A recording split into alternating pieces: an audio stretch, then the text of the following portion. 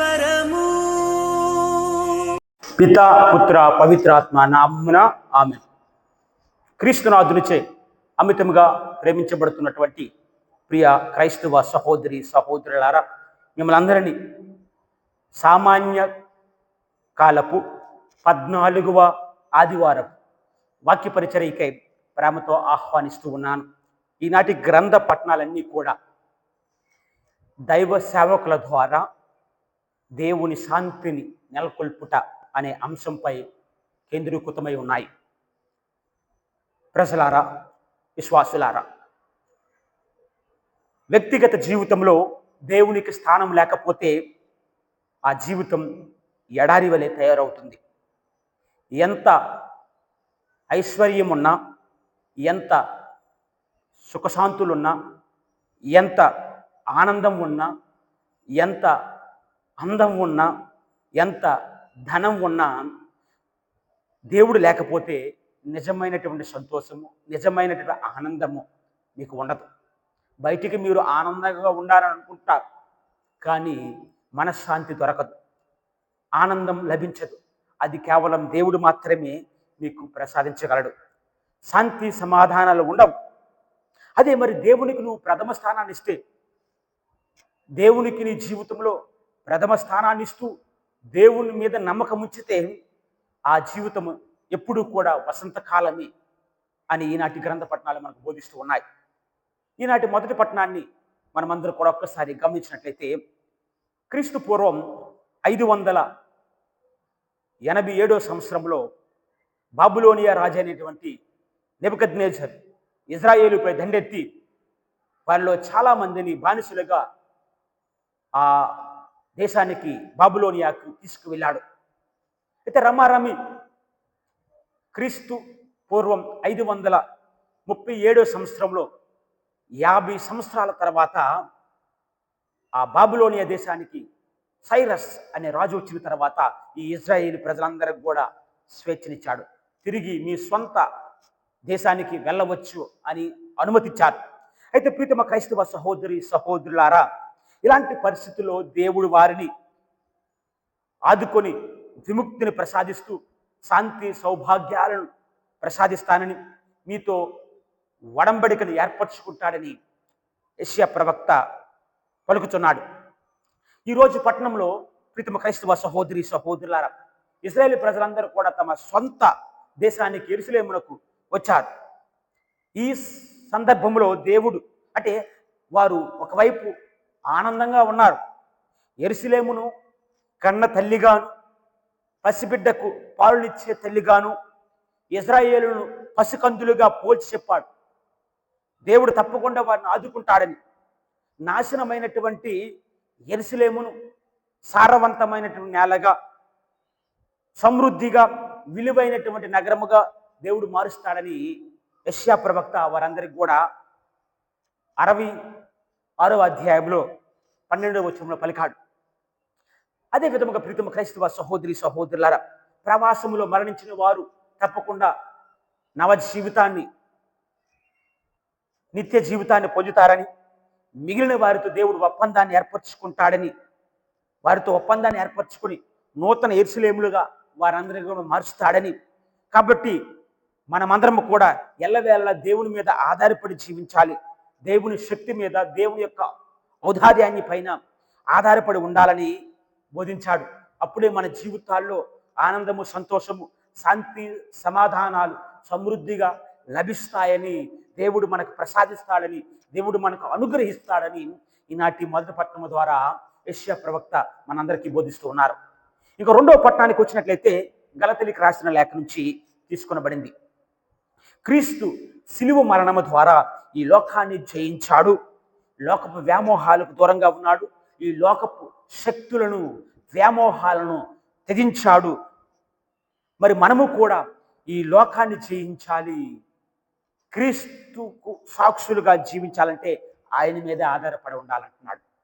మన శక్తి సామర్థ్యాల మీద ఆధారపడితే సరిపోదు, దేవుని మీద ఆధారపడి జీవించాలి. అప్పుడే మనం మంచి పనులను చేయటంలో ఎవరు కూడా మనల్ని ఆపలేరు అని తెలియజేస్తున్నాడు. ఈ విధముగా జీవించడానికి కావలసిన శక్తి దేవుడే మనకి వసుగును. కాబట్టి దేవుడు మనకి ఇస్తాడు. కాబట్టి ఆయన సిలువ యందు మాత్రమే గొప్పలు చెప్పుకోవాలి. మన పనుల యందు లేదా మన శక్తి సామర్థ్యాలు ఎందును లేదా మన పట్ల గొప్పలు చెప్పుకోకూడదు. దేవుని సిలువ యందునే, సిలువ శ్రమల యందునే మీరు గొప్పలు చెప్పుకోవాలని తెలియజేస్తూ, మంచి పనులు చేస్తూ జ్ఞాన స్నానము ద్వారా పొందినటువంటి ఆ శక్తులు మిమ్మల్ని అందరినీ కూడా నూతన సృష్టిగా మారుస్తాయి పవిత్రాత్మ సహకారంతో అని తెలియజేస్తూ, ఈ నూతన వ్యక్తులుగా మార్చబడినటువంటి నువ్వు నేను ప్రభువునకు సాక్షిగా జీవించాలి. జ్ఞాన స్నానం ద్వారా మనల్ని క్రీస్తు ఎన్నుకున్నాడు. కాబట్టి ఎన్నిక అయిన మనమందరము కూడా దైవ రాజ్య స్థాపనకై దేవుని యొక్క సందేశాన్ని చాటి చెప్పడానికి మనమందరం కూడా పాటుపడాలి. ఆహర్నిశలు అదే ఆలోచనతో మనమందరం కూడా వేచి ఉండాలని తెలియజేస్తున్నాడు. అప్పుడే మీరు దేవుని యొక్క ప్రేమను, శాంతిని, సమాధానాన్ని పొందుతారు. అదేవిధంగా సమాజంలో నెలకొల్పగలరు అని వాక్యం మనందరూ కూడా సెలవిస్తూ ఉన్నది. ఎందుకంటే పౌలు గారిని సంఘం అంతా కూడా ఒక తండ్రిలా భావించారు. మరి పౌలు గారు కూడా ఆ సంఘాన్ని ఒక తండ్రిలా ప్రేమించాడు, తండ్రిలా పాలించి ఆలించాడు. అదేవిధంగా ప్రీతమ క్రైస్తవ సహోదరి సహోదరులారా, ఈనాటి సుశేష పట్టణానికి వచ్చినట్లయితే ఇద్దరు చొప్పున క్రీస్తు ప్రభువు పల్లె పల్లెలకు పంపుచున్నాడు సువార్తను బోధించటానికి. పంట విస్తారముగా ఉన్నది, కొత్తగాండ్రు తక్కువగా ఉన్నారు, పనిచేసేవారు తక్కువగా ఉన్నారు. కాబట్టి తండ్రి దేవునికి ప్రార్థన చేయండి, యజమానునికి ప్రార్థన చేయండి. మరి క్రీస్తు ప్రభువు తన జీవితంలో గ్రామాలకు, పల్లెలకు, పట్టణాలకు వెళ్తూ ప్రార్థనా మందిరాల్లో అనేక మందికి స్వస్థలిస్తూ దేవుని యొక్క రాజ్యాన్ని విస్తరింపజేశాడు, దేవుని యొక్క రాజ్యాన్ని ప్రకటించాడు. మరి ప్రీతమ క్రైస్తవ సహోదరి సహోదరులారా, దేవుని సేవకులుగా పిలువబడిన మనము కూడా సమాజంలో శాంతిని, సమాధానం నెలకొల్పాలంట. మరి ఆ దైవ రాజ్య విస్తరణకై శ్రేష్టమైనవి పంపించాలి, చెడిపోయినవి కాదంటున్నాడు. మరి అదేవిధంగా ప్రీతమ క్రైస్తవ సహోదరి సహోదరులారా, విస్తారంగా ఉన్నటువంటి ఈ పంటను కోయటానికి పనివారు కావాలి. ఆ పనివారి కోసం కూడా ప్రార్థన చేయాలి. ఆ పనివారు నిలకడగా ఉండాలని, దేవుని మీద ఆధారపడి జీవించాలని, సువార్తను బోధించడానికి ముందుకు రావాలని మనం అందరం కూడా శ్రేష్టమైనటువంటి మొదటి ఫలాలను దేవునికి కూడా మనం ఇవ్వాలి. ఎందుకంటే సువార్తను బోధించిన పాదాలు ఎంతో అందమైనవి, సుందరమైనవని రోమిలికి రాసిన లేఖలో పౌలుగా చెప్తున్నారు. అదేవిధంగా ఈ లోక సంపదల కంటే పరలోక సంపదలు మిన్నవని మనమందరూ కూడా భావించాలి. అసిస్పురి ఫ్రాన్సిస్ గారి వని నిజముగా ఆ సువార్త బోధన లేదా ఆ సువార్త చాటింపు అనేది, ఆ బాధ్యత మనం చేయకపోతే అది ఎంతో దారుణమని మొదటి కొరింథీయులకు రాసిన లేఖలో 9వ అధ్యాయం 16వ వచనంలో చెప్తున్నారు. కాబట్టి ప్రీతమ క్రైస్తవ సహోదరి సహోదరులారా, ఈ సువార్త ప్రచారములో పాటించవలసినటువంటి కొన్ని నియమ నిబంధనలు కూడా మనం తెలుసుకోవాలి. మొట్టమొదటిగా ప్రభు అంటున్నారు, మిమ్మల్ని తోడేళ్ల మధ్యకు గొర్రె పిల్లవలే పంపిస్తున్నాను. కాబట్టి మీరందరూ కూడా జాగ్రత్తగా ఉండండి, జాగ్రత్తగా ఉండాలంటున్నాడు. జాలిని కానీ, జోలిని కానీ, ఆహారం కోసం, సుఖమైనటువంటి వస్త్రాల కోసం మీరు చూడొద్దు. దేవుడే మీకు ఇస్తాడు. God will provide. దేవుని మీద ఆధారపడి జీవించండి. తోడేళ్ళ మధ్యలోకి పంపిస్తున్నాడు. కాబట్టి మీరందరూ కూడా జాగ్రత్తగా ఉండండి, దేవుని మీద ఆధారపడి జీవించండి. ఇక రెండోది ఏంటంటే ప్రీతమ క్రైస్తవ సహోదరి సహోదరుల, ప్రజలు పెట్టిన దానిని స్వీకరించి తినండి, భుజించండి.